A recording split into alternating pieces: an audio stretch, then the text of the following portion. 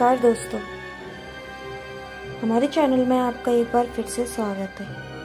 आज 10 बजे एक और कहानी के साथ मैं आपके लिए लेकर आई हूँ एक बेहद डरावनी कहानी जानने के लिए मेरी वीडियो के साथ लास्ट तक बने रहिए। एक अष्टमी की रात शिया अपनी बीमार माँ के लिए दवाई लेकर घर जा रही थी। शिया के रास्ते में एक प्राचीन मंदिर पड़ता था, तो वो उस मंदिर में कुछ मिनट आराम करने के लिए रुक गई।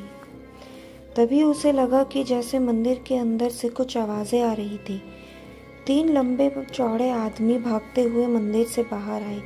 उनके हाथ में मंदिर की दान पेटी थी और उनके मुंह कपड़ों से ढके हुए थे। शिया समझ गई थी कि जरूर ये लोग मंदिर में पैसे चुरा कर भाग रहे हैं,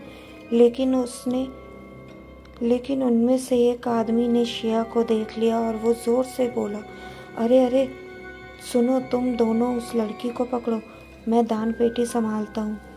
शिया अपनी जान बचाकर भागने लगी और उनमें से 2 चोर उसका पीछा करने लगे। भागते भागते शिया गांव के पास वाले जंगल में पहुंच गई, जहां उसे एक बड़ा सा महल दिखा। वो महल रानी दुर्गामती का महल था, जिसके बारे में शिया बचपन से कई रहस्यमय किस्से सुनती आ रही थी। शिया के पास कोई चॉइस नहीं थी और वो छुपने के लिए दुर्गामती महल में चली गई। उसके अंदर घुसते ही बहुत तेज हवा चलने लगी। महल के एक कोने में एक बड़ी सी पेंटिंग लगी हुई थी।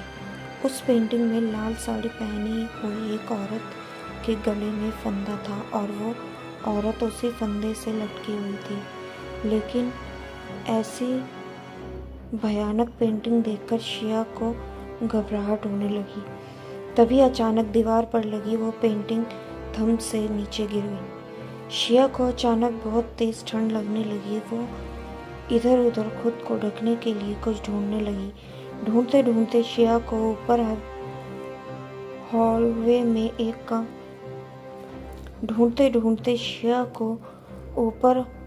हॉलवे में एक कमरा दिखा, जिसका दरवाज़ा बंद पड़ा था और फिर जोर से हवा चली, वो दरवाज़ा खुल गया। उस कमरे में एक लाल रंग की साड़ी पड़ी हुई थी।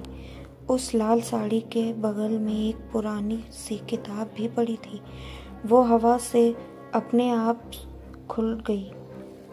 शिया ने देखा कि उसमें रानी दुर्गामती के बारे में कुछ लिखा था। वो किताब पढ़ ही रही थी कि उधर वो दोनों चोर शिया को ढूंढते ढूंढते दुर्गामती महल के अंदर आ। इन दोनों ने शिया को ढूंढने के लिए अलग अलग जगह में जाने का फैसला किया। एक चोर ऊपर चला गया और दूसरा नीचे ही शिया को ढूंढने लगा। सीढ़ियों से ऊपर चढ़ते हुए उस चोर को दीवार पे एक स्विच बोर्ड दिखा। उसने स्विच ऑन किया तो ऊपर वाले हॉल की सारी लाइट जल गई। लाइट जलते ही उस चोर को जमीन पर खून के पैरों के निशान दिखे। उसे लगा कि शायद शिया को भागते हुए चोट लग गई होगी और वह उन निशानों का पीछा करने लगा। कॉरिडोर के कोनों में लाल साड़ी पहने एक लड़की बैठी थी। उसकी पीठ उस चोर की तरफ थी, इसीलिए वो चोर उसका चेहरा नहीं देख पा रहा था, लेकिन उस चोर को लगा कि वो लड़की शिया है। जैसे ही वो लड़की मुड़ी, उस चोर के पैरों तले जमीन खिसक गई। उस लड़की ने घूंघट डाला हुआ, उसका पूरा चेहरा काले बालों से ढका हुआ था।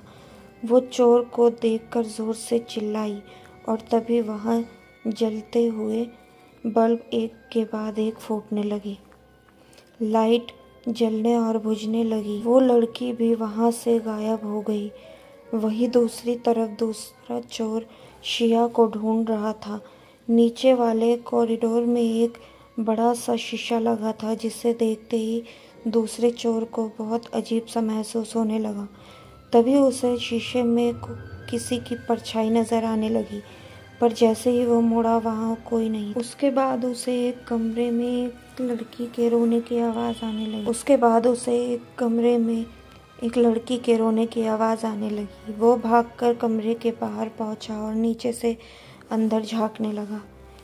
अंदर एक लड़की चल रही थी, जिसके पैरों से खून निकल रहा था। उस चोर ने अपनी पैंट की जेब से चाकू निकाला और ज़ोर से दरवाज़ा खोला, लेकिन वो देखकर दंग रह गया कि अंदर कोई नहीं था।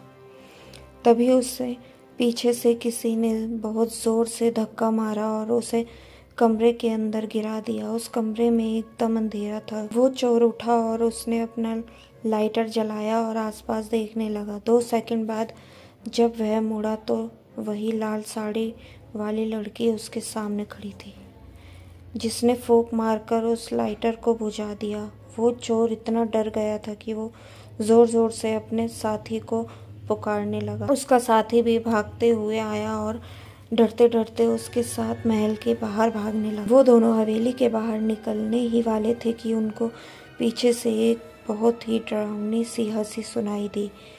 ऐसी डरावनी हंसी जो पूरे महल में गूंज रही थी। वो चोर बिना कुछ सोचे समझे उस महल से कोसों दूर भाग गए।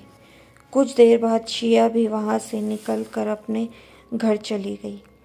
अगली सुबह शिया ने पूरा किस्सा अपने दोस्त को बताया। उसने कहा कि उसे पूरे टाइम उस हवेली में कई आवाज़ें आ रही थी, लेकिन जब तक वो दोनों चोर वहां से चले नहीं गए वो हवेली के एक कमरे में ही छुप कर बैठी हुई। शिया ने अपनी दोस्त से जो कहा, अगर वो सब सच था और शिया वाकई पूरे वक्त छुप के बैठी हुई थी तो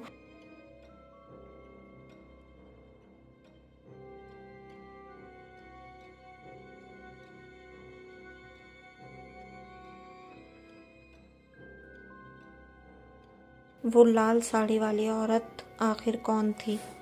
क्या वो दुर्गामती का भूत था या फिर शिया अपनी दोस्त से झूठ बोल रही थी और उसी ने उन दोनों चोरों को डराकर वहां से भगाया?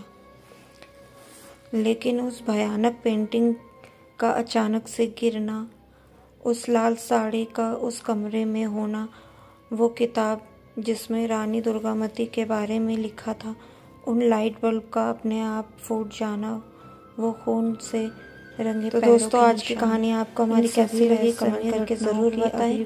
वीडियो पसंद आए तो लाइक ज़रूर करें नहीं और हर रात 10 बजे दुर्गामती हवेली के लिए मेरे चैनल को सब्सक्राइब ज़रूर करें।